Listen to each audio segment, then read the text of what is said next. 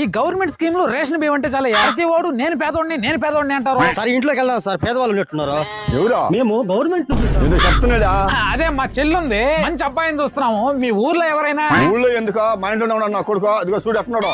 బానే ఉన్నాడు కానీ మా చెల్లిని ఇంత చిన్న ఇంట్లో ఇది మా చిన్నిల్లో అత్తులొద్దు.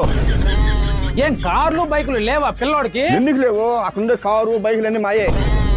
మాకు 10 ఎకరాల పొలం ఉంది. రోడ్డు అంచు ఆ మాటిని మా ఊళ్ళో చూసుకుంటే మరి గవర్నమెంట్ పథకాలన్నీ వస్తున్నాయా? పెన్షన్, ఫ్రీ బస్సు, రేషన్, గేషన్ అన్ని వస్తాయి. మరి గవర్నమెంట్ వాళ్ళు వచ్చేమో అడగరా? వాళ్ళకి ఏం తెలుసు? వస్తే ఎరిపప్పులు చేసి పంపించేస్తావా? ఈసారి వచ్చిన ఎర్రి పప్పులం మేమే. ఈ పథకాలన్నీ కట్ చేసేస్తున్నాం. ఫ్రీ అంటే చాలు అందరూ పేదవాళ్ళు అయిపోతారు.